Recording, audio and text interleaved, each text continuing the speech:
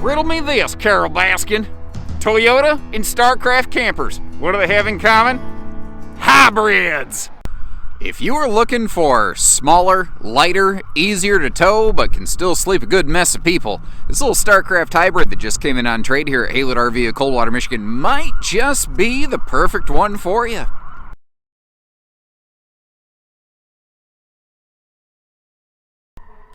It comes in a little bit less than 3,500 pounds, and considering the shorter length and the tandem axle on this, it is going to be fantastic for towing. That's kind of one of the other cool things about a hybrid camper like this. You get a much larger camper, you know, when you get to your destination, because the beds don't eat up the floor space. Now, she's used, but definitely not abused. Actually, on the contrary, from what I can see, it looks to have been very nicely maintained. Looking around here, like I don't see soft spots and stains and discoloration on the flooring, which tells me there's not been leaks in there. I can't find soft spots in the walls and the roof.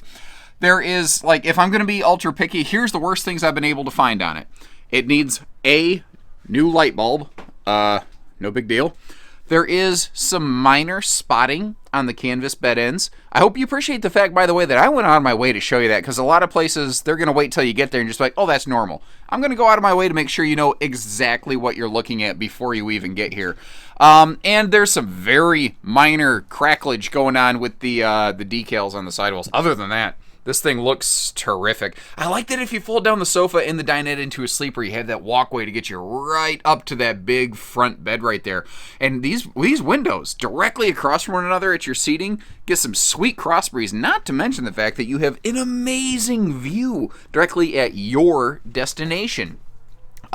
Spinning around here, this is definitely a more basic camper, not a super jazzy glamper. But I tell you what, for a little hybrid, it actually packs a pretty good amount of storage in here.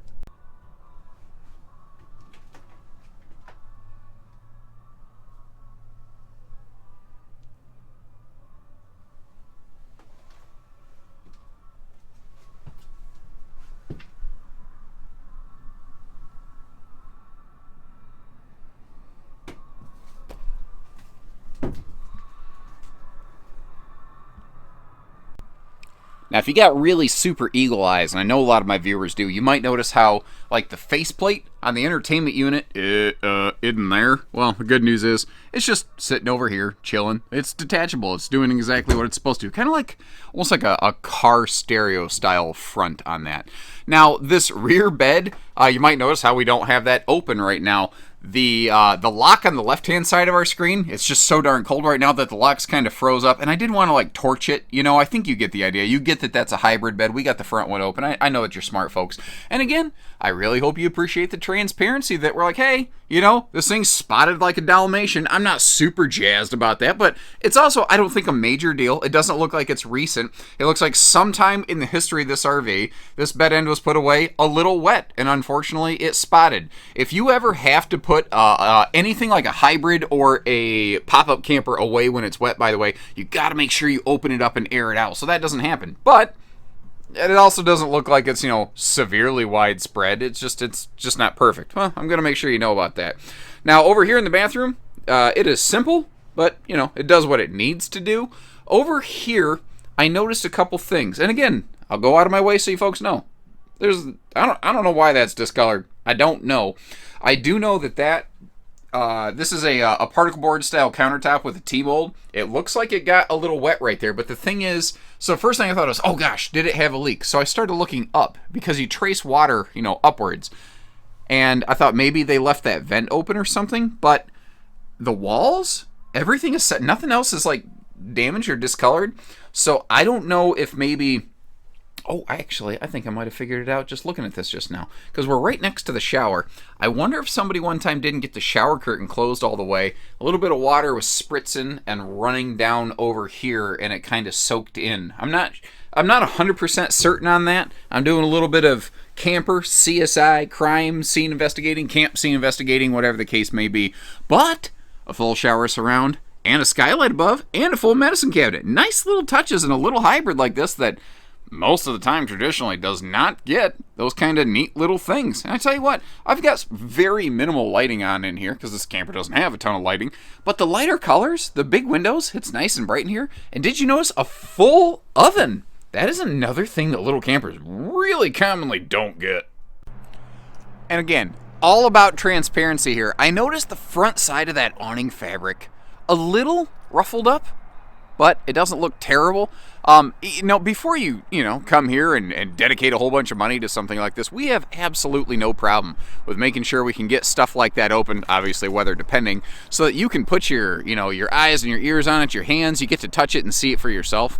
I'm trying to give you a good idea here, but I'm not asking for blind faith, folks. I know that there's money on the line. I know how hard I work for it, and I assume you work just as hard. So I want to be able to earn your confidence here at Haylett RV. I do like how they upgraded to a power tongue jack on the front, though, and something that really surprised me, if you're really looking close, those are 30-pound propane tanks, not 20s. Hybrid campers don't usually have that, because by the time, on most hybrids anyway, you put the propane tank cover on it, it would actually hit the bottom of that hybrid bed.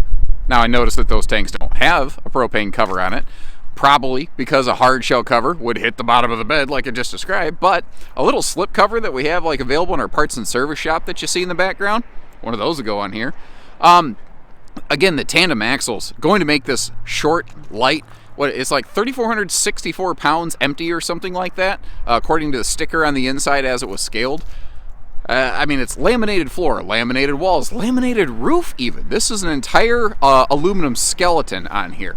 And again, apologies that just because of the weather, I was not able to get the rear bed open. The right-hand lock as we're looking at it, it's just too darn cold. It just didn't want to cooperate, and I didn't want to take the chance like breaking a key off. I didn't want to torch it if we could absolutely avoid it. If you need to see that open, though, to feel confident in a purchase, let us know. All we have to do is pull it into the shop, let it warm up a little bit, but we do kind of need some notice to do that. Our shop, our service center, those bays are always full and in demand. We are more than happy to reserve some time for you to get to see this thing. We need to know about it, before we just kind of show up out of the blue and say, hey, surprise, we're here. We would still do our best in that case, just understand that's a little trickier. So, if you like what you see, give us a call here at Haylett RV. Take care, stay safe, have fun, and happy Haylett camping, everyone.